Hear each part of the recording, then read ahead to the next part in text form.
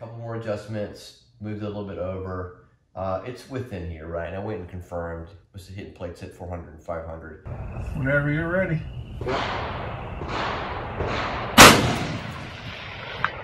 I couldn't see it, but I heard it.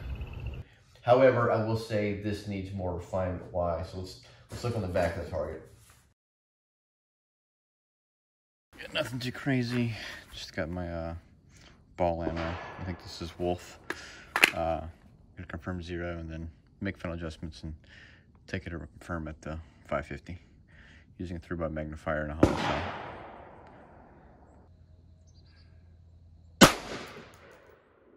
Now pulled a couple of shots, so I'm gonna go with probably these being the ones that I'm looking for.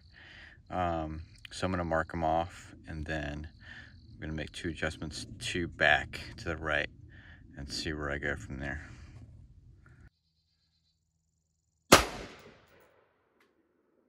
So again, here. I'm gonna go 3 clicks to the right, maybe 1 click up. Think about it, it's always consistency. In firing a lot of shots in a row can change your point of impact due to the heat in the barrel. So me walking down gives it time to kind of cool off. I'm only doing strings of 3 to 5 shots. If I feel like I pulled one, I shoot another one just in case to get it more average. And so when I do the head box to confirm, I'll probably do 10 rounds total and see where it looks like on those quadrants, and then I'll make my final adjustments based on that.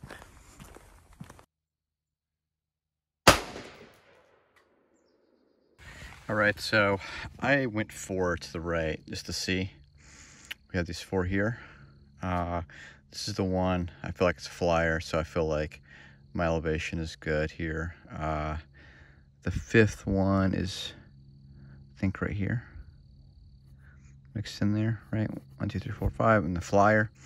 So as far as the 3, I'm gonna go 4 over, so I'm gonna go 2 back.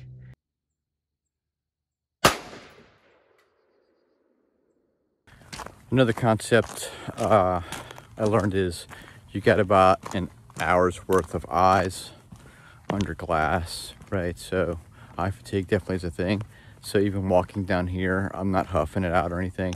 It's giving my eyes a chance to take a little break so I don't burn them out. So I feel like my shooting's gotten a little bit better. I know I pulled one, so at least a little bit to the left on this group. So we'll take a look at that, see what the target says. All right, much better, right? So we've got our shots. It's the high left one here, here. Did 5, 1, 2, 3, 4, 5. I'm looking for anything extra. We'll check the back here, but I feel like that's pretty good, right? I think that's gonna be my sweet spot. I'll just confirm it here at the top, then check the back and make a final click adjustment if needed.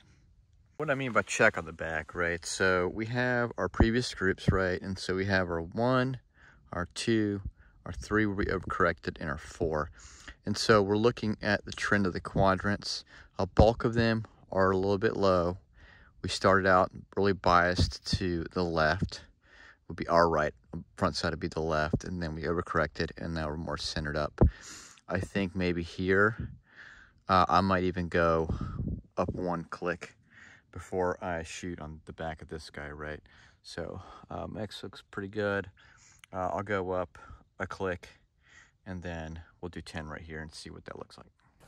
You know, and you continually, every time you have an opportunity to check your 0, try something like this. You can make those adjustments to the clicks, right? Different weather, different ammo, different air pressure might change variances. And even if you're shooting the same gun, same ammo, the temperature could have changed. And so that gives you an up-to-date 0.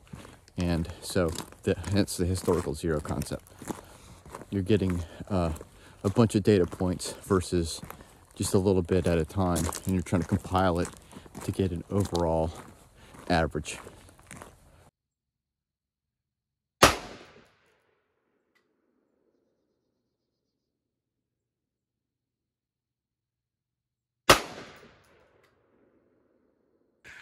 All right, what are we looking at here? All trending to the right. We had the two that I called, that I pulled, that I knew were low. So it's kind of weird, right?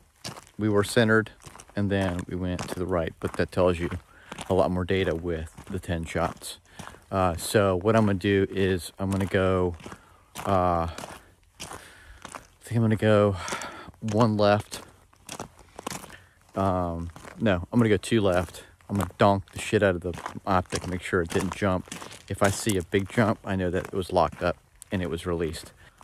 With 2 clicks, you know, I'm either gonna go one more left, for some reason it was locked up, or if it unlocks, I might go one back to the right and kind of cut the middle. So elevation turned a little high except for those 2 low shots. I'm gonna be okay with that. I think that's gonna be fine.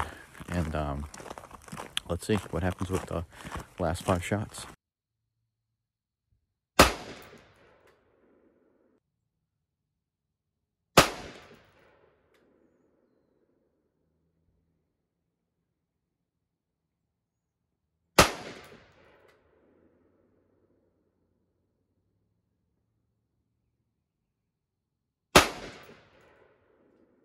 All right, so that's a bit more like it, right?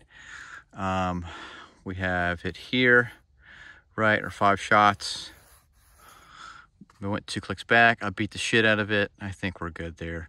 Again, I think donking the optic really does do something, and I would do it every time. Maybe I wasn't donking it hard enough. Yeah, I whacked it pretty good this time. So we can look at our trend here, right? And then we're all within this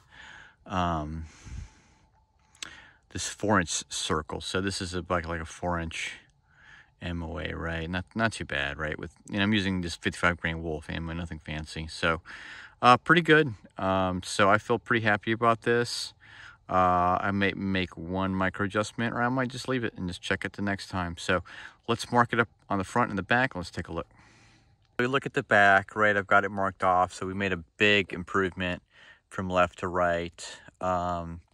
I didn't adjust the elevation, so looks pretty centered there. The bulk again is still shooter right side, target, facing this is going to be in the left. So I could try one more click, but I think this is good for now. I think this is pretty good. I'm gonna go out and confirm it on the 550. At the front, I kind of made my little triangulation with the first 10 and then the second group. You see the center is still on that little dot though. So pretty good, pretty happy with that. Gonna confirm it at the 550.